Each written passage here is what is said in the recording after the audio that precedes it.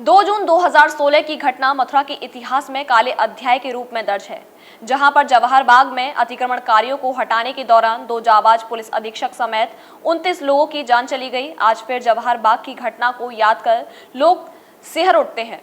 2 जून 2016 की घटना मथुरा के इतिहास में काले अध्याय के रूप में दर्ज है, जहां पर जवाहर बाग में 2 जाबाज अधिकारियों सहित 29 लोगों की जान चली गई थी।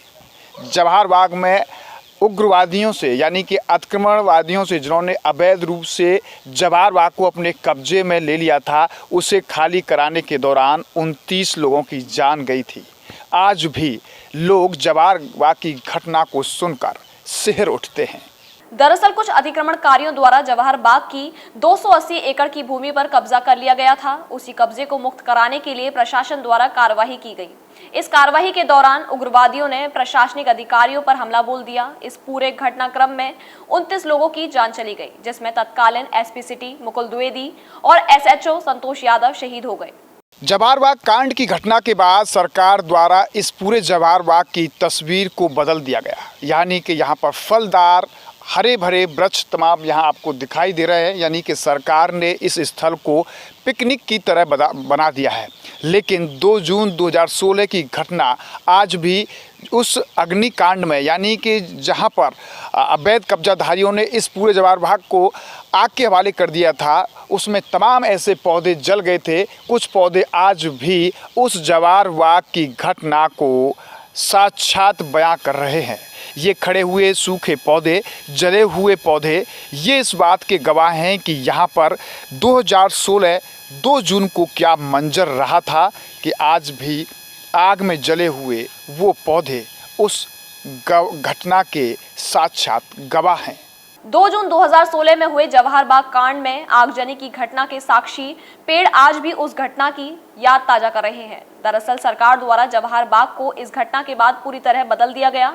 जवाहर बाग का सौंदर्यीकरण करा दिया गया। जवाहर बाग भले ही 2 जून की घटना को लेकर काले अध्याय में दर्ज हो गया हो, लेकिन अब जवाहर बाग की सूरत बदल गई है, जहां पर छायादार और फलदार वृक्ष अपने आप जवाहर बाग के वातावरण को मनमोहक बना रहे हैं। दरअसल जवाहर बाग की घटना के बाद सरकार द्वारा जवाहर बाग में शहीद हुए तत्कालीन एसपी सिटी मुकुल द्विवेदी और एसएचओ संतोष यादव की प्रतिमा लगाने का आश्वासन दिया गया था, लेकिन अभी तक दोनों शहीद पुलिस अधिकारियों की प्रतिमाएं नहीं लगी हैं।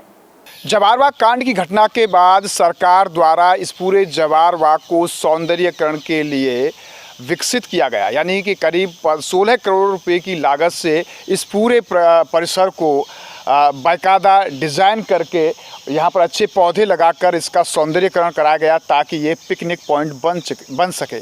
लेकिन साथ ही साथ जवाहर बाग कांड में जो 2 अफसर शहीद हुए थे, तत्कालीन एसपी सिटी मुकुल द्विवेदी और एसएचओ संतोष यादव की प्रतिमा लगाए जाने का भी प्रस्ताव सरकार को गया था। सरकार ने इस प्रस्ताव को एक्सेप्ट भी किया गया था, लेकिन 6 साल बाद भी आज भी दोनों शहीद जाबाज अधिकारियों की प्रतिमा अभी तक नहीं लग पाई है। सरकार को भी इस ओर ध्यान देना चाहिए, क्योंकि सरकार ने दोनों शहीदों की प्रतिमा जवाहर बाग में लगाने का प्रस्ताव स्वीकार किया था।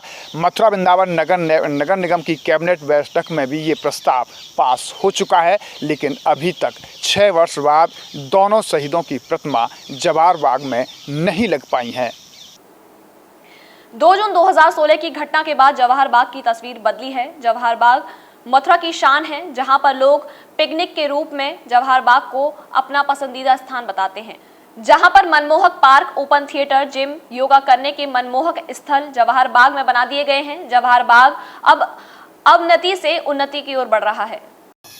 जवाहर बाग की घटना मथुरा के इतिहास में भले ही काले अध्याय के रूप में ज़रूर दर्ज है, जहां पर 29 लोगों की जान गई थी, लेकिन जो शहीद हुए हैं हमारे 2 अधिकारी, आज उन्हीं की देन है कि जवाहर बाग इतना आपको हरा भरा दिख रहा है। यहाँ पर पर्यटन की दृष्टि से भी बहुत सारी चीज़ें विकसित की जा रही हैं। आने वाले समय में जवाहर बाग आपको और अच्छे स्वरूप में देखने को मिलेगा। भले ही 2 जून की घटना को लोग सुनते ही शहर जाते हों, लेकिन जिस तरीके से सरकार ने जवाहर बाग को डेवलप किया है, उससे जवाहर बाग की तस्वीर बदली है।